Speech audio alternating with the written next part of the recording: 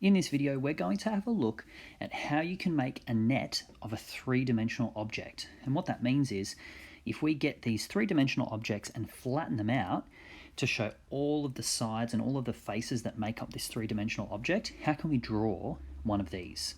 So we'll have a look at a few examples. We'll have a look at an example of a rectangular prism, a cylinder, and a triangular prism. So first, let's have a look at a rectangular prism. Now, we know that this is a rectangular prism because it has rectangles on both ends, or in this case, it's actually squares, and every other face, the top piece, the bottom piece, this side piece, and the piece at the back, they are all just rectangles, and that's what makes it a prism. So all of the other faces are just rectangles. So the first thing you can do is have a look at all the different faces and draw them one by one, showing how they connect to each other. So I'm going to start by drawing this bottom piece down here as my first step. So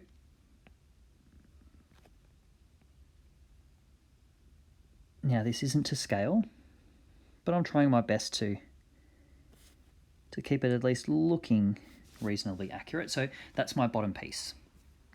Now the next piece that I'm going to draw is this side piece here in blue.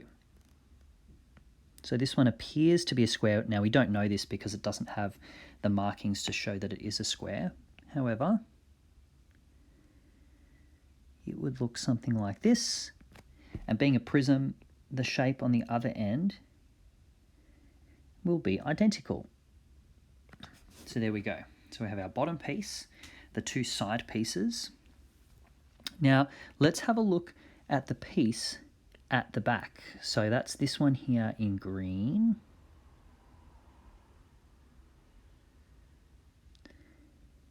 So that's this back piece. Bit tricky to see now that we're doing a few colors. This one appears to be a rectangle.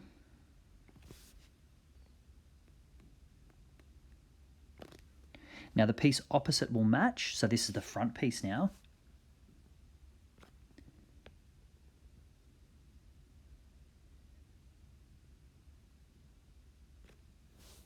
There we go. So our prism has 5 pieces. Now we have one remaining, and that's this top piece, and I'm going to color this one in yellow. So you can see, so this is the top piece that we're talking about.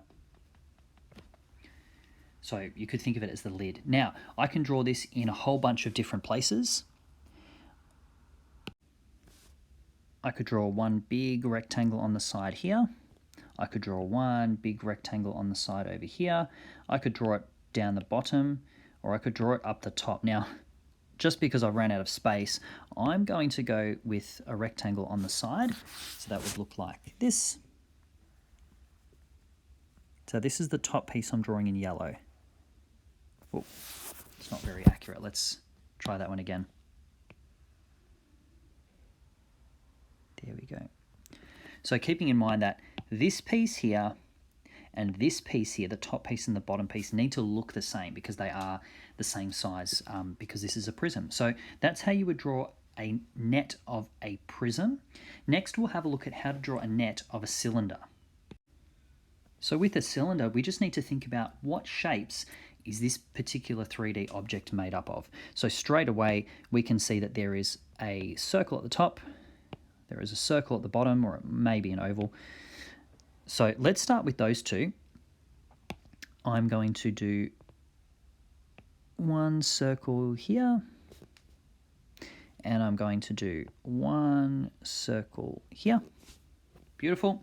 Now, the other piece that we need to think about is really this piece here. It's a bit of a tricky one, but if you unravel that, what we're left with is actually one big rectangle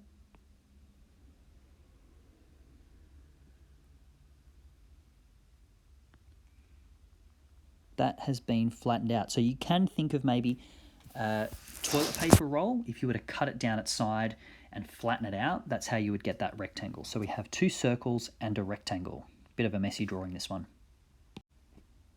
Next we have a triangular prism. Now, a bit like the first example, this is another type of prism, and what makes it a prism is that it has identical shapes on two opposite faces, so a triangle and then another identical triangle. And then everything else are just rectangles, so the bottom piece and the two side pieces. So let's start. Let's begin by drawing maybe the bottom piece. So I am talking about this piece in yellow down here. So we're drawing the yellow bottom piece at the moment. So that's going to be this rectangle. Next, let's have a look at the triangle piece. So we know the triangle piece joins at the shorter end of the rectangle. So I'm going to draw my triangle at the shorter end of the rectangle. There we go. And we know that the opposite faces have to be the same, so there's another triangle on the other side. Now let's have a look at the side pieces. So we've got one here facing us. So I'm going to draw this one here.